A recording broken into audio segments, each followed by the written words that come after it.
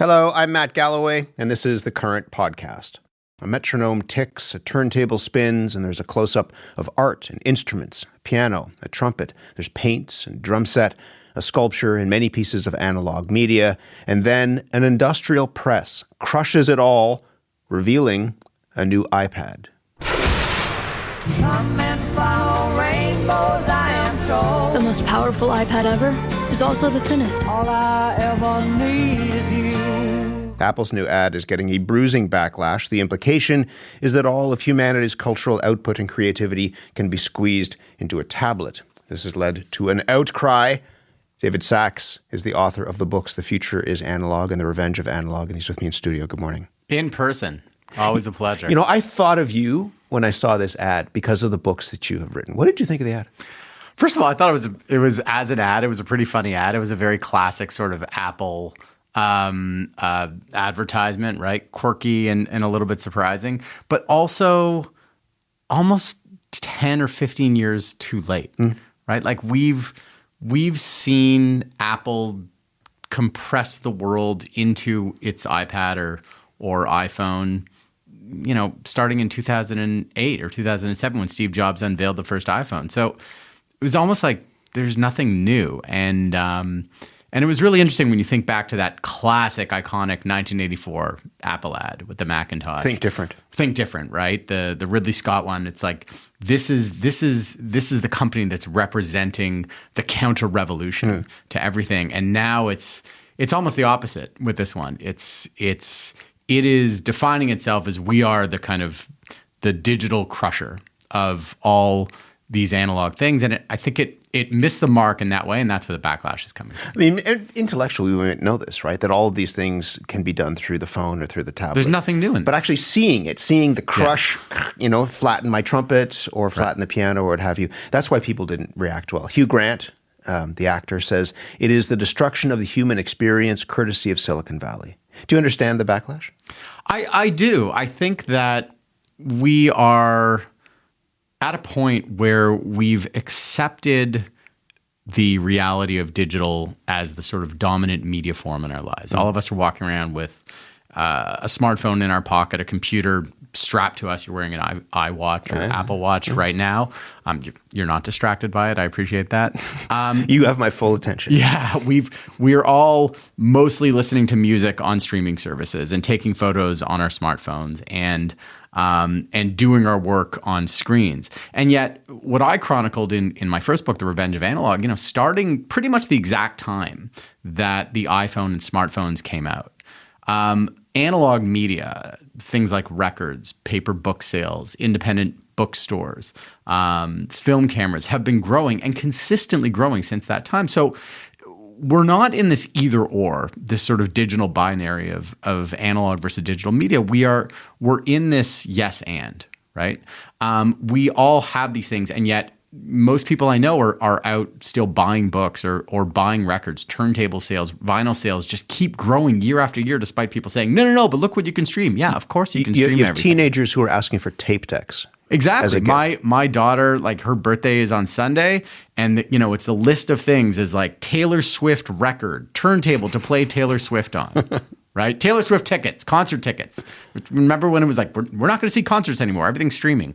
We watched the Eras Tour movie, but you know you can't buy a $1,500 ticket to an Eras Tour movie. The reason that someone like Hugh Grant has wound up about this is, and it's not just him. There are a whole long list of people who went wild about this. Is because they see an existential threat. They see their livelihoods, and they see, despite the fact that somebody wants a turntable or somebody is buying a cassette deck, that they see the thing that they create, the life of it being squeezed out. Is that a real threat, do you think? I think that fear is always there, and that's always been there with the invention of technologies that sort of replace live experiences. So I think you had that fear when print came out and the sort of storytellers were talking about it centuries ago. You have it with recorded media, so recorded music, getting rid of orchestras and symphonies and bands. You had it with the advent of film and television, with theater, even the idea of podcast, getting rid of live radio, right? It's going to kill off the CBC. And these things, God forbid.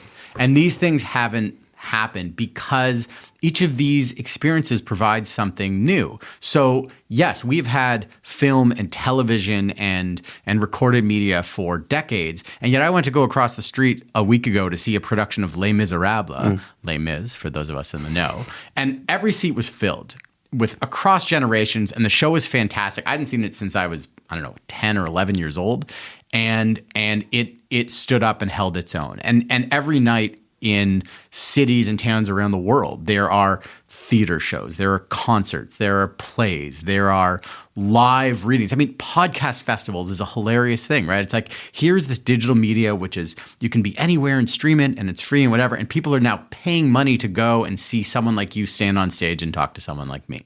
God forbid.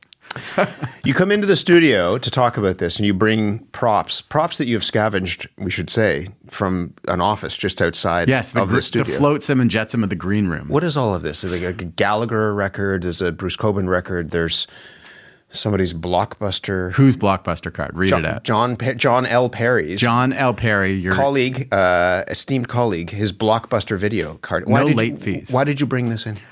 I brought it in because what that Apple ad was showing was the sort of destruction of these physical objects, these analog objects, for the purposes of sort of showing you their uselessness in this current age, right? You can get that Gallagher record streamed Blockbuster somewhere. doesn't exist anymore Blockbuster doesn't exist because you can stream it all on Netflix or Disney Plus or whatever sort of service you have, right? There's a cassette tape of The Exorcist. There's a novel that you could probably get in a thing. And yet, what did you do when you saw it? You picked it up, you looked at it. There's a story to tell. I mean, there's that little single record. Pick that one up there. Tell the people here, about it. This is, what is it? Zambia's 10 years of independence.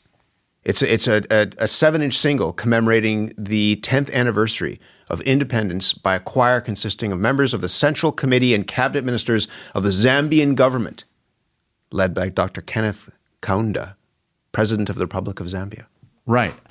So good luck streaming that. Good luck streaming that, but also it's a conversation piece. It's something that you could bring out and it brings back memories. It's something to gather around. The reason why people have returned to analog forms of media in all sorts of different ways, whether we're talking about records, whether we're talking about taking instant film pictures, right, on a Polaroid or an Instax camera, whether we're talking about going back to the theater and concerts after COVID when all these things could be streamed, it's not for the resolution. It's not for the sort of quality of it, the aesthetic quality of it, although that plays a point. It's something you can touch and feel because at the end of the day, we still exist in that physical world.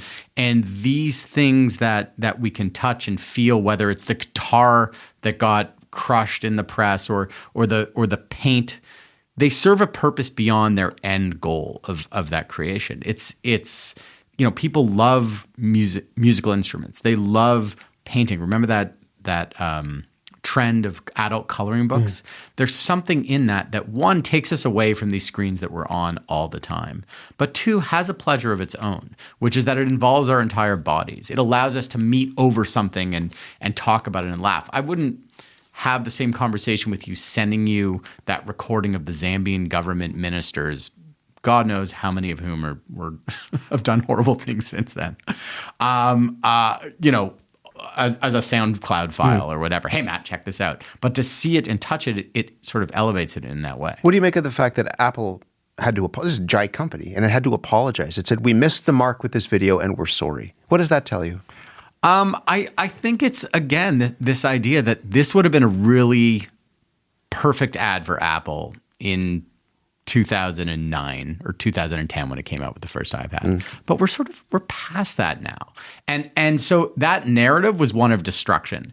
And the reality is all of Apple's products are these sort of co-creators of things, right? You go online on your iPhone and you pull up the Discogs app and you search for records you can buy. You use the Ticketmaster app, God forbid, to buy your concert tickets to live shows. You use it to upload a photo of you playing on your guitar, your instrument, and getting feedback from around the world.